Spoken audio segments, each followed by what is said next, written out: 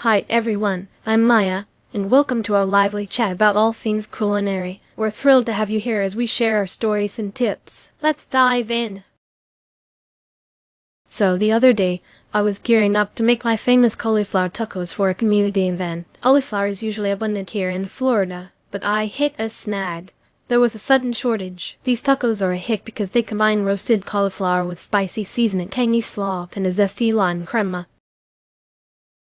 I was preparing them for a local food fair, aiming to showcase how versatile and delicious vegetarian options can be. Cauliflower, for those who might not know, is a cruciferous vegetable, often used for its mild flavor and versatility. It's great for roasting, mashing, and even making into rice. Normally, I make everything from cauliflower pizza crust to cauliflower buffalo wings. It's quite popular in Florida due to our diverse culinary scene and the year-round growing season. Faced with the shortage, I had to think on my feet. Instead of just swapping in a similar veggie, I decided to transform my entire dish. I created a new recipe called Crispy Garden Medley Tacos using a mix of seasonal Florida vegetables like zucchini, bell peppers, and some sweet corn. I roasted them with the same spices and added some crunchy toppings. It turned out to be a fantastic hit and even got some of my regulars excited about trying new veggie combinations. Wow, Maya, that's truly inventive. Your ability to adapt and create a new dish on the fly is impressive. I love the idea of incorporating seasonal veggies. It's a great way to keep things fresh and exciting. Those crispy Garden Medley tacos must have been a delightful surprise for everyone. I agree. Sarah, Maya, your solution was not only creative, but also sustainable, making use of what was available. In Texas, we sometimes face similar challenges with crop availability, and finding new ways to use what we have is essential. I bet those tacos were bursting with flavor. I'm amazed at how you turned a potential problem into an opportunity, Maya. Here in Washington, we value community, supported agriculture, and your approach to using fresh, local produce is right up my alley. Those tacos sound delicious and inspiring. Maya, I love how you didn't just substitute cauliflower but reimagined the dish entirely. That's the mark of a true chef. Your story reminds me of my adventures in NYC farmers markets, where sometimes you just have to go with what's fresh and available. I'm definitely going to try something similar at my next dinner party. I usually buy cauliflower when it's at its peak season here in Texas, typically during the cooler months. One critical criterion I look for is the firmness. A fresh cauliflower should have a tight, compact head. If the florets are starting to separate, it's a sign the cauliflower is overripe. This is important because firm heads retain their texture better in dishes like roasted cauliflower or cauliflower steaks. Be cautious of heads that are too soft or have dark spots. Great point, Jennifer. In New York, I often find myself picking up cauliflower for making cauliflower rice or cauliflower pizza crust. I always check for the color. Fresh cauliflower should be creamy white without any browning or yellowing. The color is a good indicator of freshness and taste. Avoid those with dull or yellowing parts as they might have been on the shelf for too long.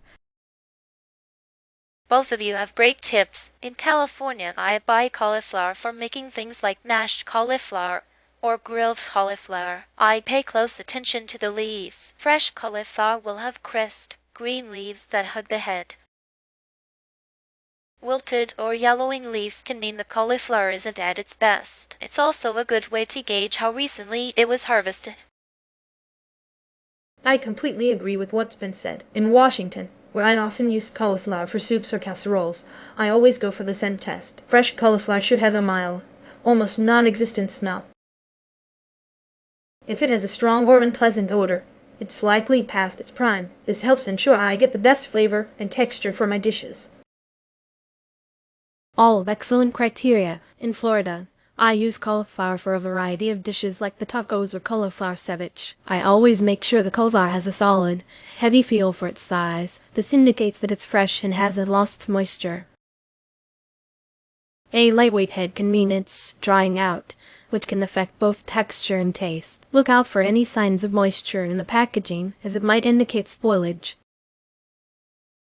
An alternative to cauliflower here in California is broccoli. It's versatile and works well in dishes like stir-fries or even as a substitute in mashed recipes. I have found that broccoli has a similar texture but a slightly stronger flavor compared to cauliflower, which can add a different but enjoyable twist to dishes. In Texas, I often use butternut squash when cauliflower isn't available. It's great for roasting and adds a sweet, nutty flavor that's different from cauliflower's mild taste. I love using it in soups or as a side dish. It's heartier and brings a unique richness to meals. Up here in Washington, I turn to Romanesco as an alternative. It's visually striking and has a similar texture to cauliflower. It works well in casseroles or roasted dishes and has a slightly nuttier taste. It's also a fun ingredient to photograph because of its fractal patterns. In New York, I like using cabbage as a substitute. It's readily available and can be used in similar ways to cauliflower, such as in stir-fries or even grilled. Cabbage has a crunchier texture and a stronger flavor, which can be refreshing and adds a different dimension to dishes. In Florida, I often use sweet potatoes as an alternative. They're not quite the same, but they offer a wonderful sweetness and are great in roasted dishes or even as a base for veggie tacos. Sweet potatoes are also packed with nutrients and bring a different but delightful flavor profile compared to cauliflower.